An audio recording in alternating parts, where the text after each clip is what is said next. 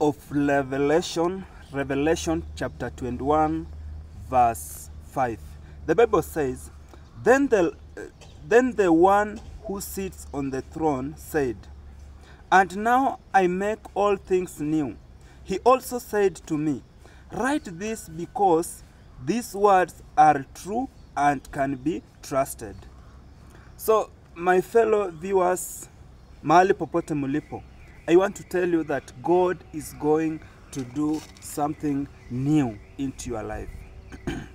Huenda umekuwa ukipitia mapito, huenda umekuwa na kazi, hiyo kazi ikaisha. Umesimamishwa kigafla, uko na school fees inafaa ulipe, uko na bills inafaa ulipe, mwingine hata amefungiwa nyumba. So you have started regretting, you have started even, yani unaona ni kama unakufa. But I want to tell you, it is the time for God to do something new into your life. Listen to this. Listen to this. Usikate tamaa. Haina haja uende ushago.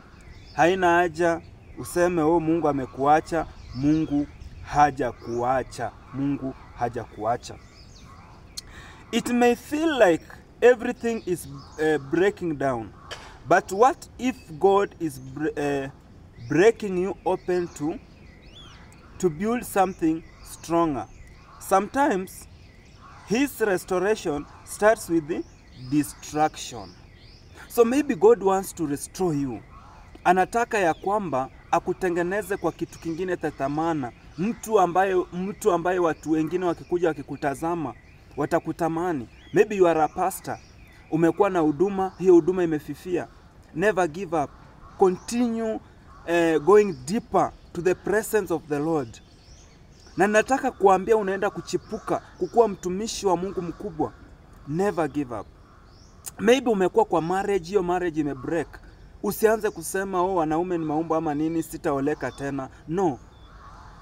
Enda katika uso wa Bwana, tafuta Mungu. Umuulize Mungu, unatakaje kuhusu ndoa yangu? Then God will give you an answer. Na anapokupa jawabu ya kwamba Mungu anaenda kupa mume ambaye ya kwamba utakuwa unajiuliza, huyu alikuwa wapi wakati nilikuwa naolewa mara ya kwanza? Maybe ni biashara. Ulianzisha biashara, hiyo biashara imefifia. Unashindwa utaanzia wapi? Nataka kuambia ya kwamba Mungu anataka kukupa biashara ya kimataifa. Ni kweli umekuwa tu na kakiosk, umekuwa tu na kaduka, maybe unauza tutunguo kidogo, but God wants to give you a bigger business. You are not being destroyed, you are being reshaped. God is clearing out what can't stay to make room for what must come.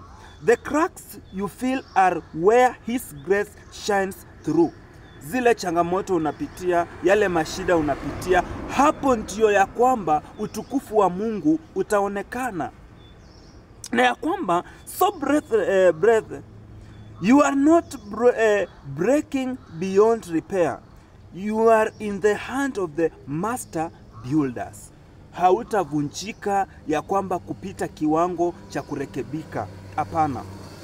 Hata kama ni magonjwa, sai maybe naongea na mtu umelazwa pale Kenyatta, umelazwa in any hospital. I want to tell you that God wants to restore your health. Na ya kwamba wewe ambao unanitazama, never give up. Keep on praying, keep on doing whatever you are doing. Hata kama unaona vitu zinafifia, but God is going to restore you.